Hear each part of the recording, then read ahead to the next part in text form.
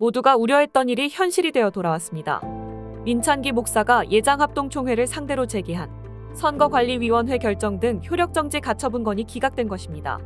그동안 민찬기 목사는 총회 선관위가 출마 불가 결정을 내렸음에도 불구하고 선거관리위원회 결정 등 효력정지 가처분을 제기함과 더불어 서울북로회에서 출사표를 던지는 등 당당한 행보를 펼쳐왔습니다.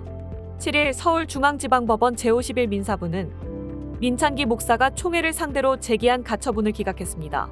법원은 총회 선거관리위원회를 총회 규칙 제3장 제11조에 따라 총회의 임원, 기관장 등 선거를 공정하게 관리하기 위해 설치된 기구라고 해석하며 총회의 각종 선거 관련 규정에 관한 해석을 할 일정한 권한이 부여된다고 봄이 타당하다고 전했습니다.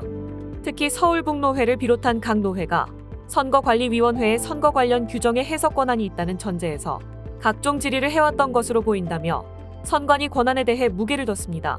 민찬기 목사가 이의를 제기한 선관위 표결 진행 과정의 절차상 하자에 대해서도 법원은 선관위가 결정 당시 하였던 표결은 표준회의 규정 제90조 제2항에 따른 것으로 재투표를 통해 이 사건 결정에 나아간 것이 부적법하거나 현저히 부당하다고 단정할 수 없다고 전했습니다.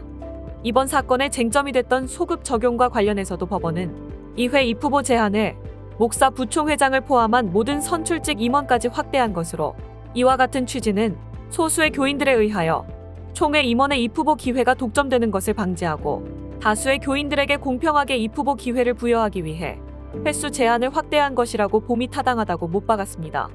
법원 역시 과열되는 선거를 예방하고 균등하게 기회를 주는 것이 바람직하다고 본 것으로 해석한 것입니다.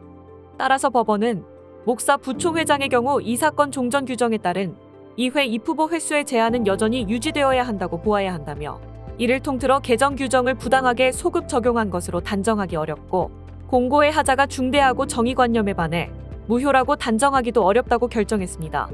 사실 하야방송은 그동안 정문일침과 기자의식학을 통해 민찬기 목사의 행보와 후보 자격에 관한 정당성의 이의를 제기하며 오늘과 같은 사실이 올 것을 우려했습니다.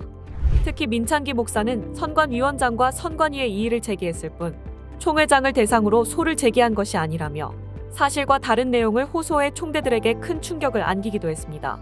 이후 해당 소송의 대상이 총회장 오정호 목사로 밝혀지면서 욕심을 버려라, 선관위 결정에 순종해라, 그래도 그렇지 목사가 사회법, 부총회장, 언감생심이다라는 지적과 함께 민찬기 목사를 향한 반발심들이 흘러나왔습니다.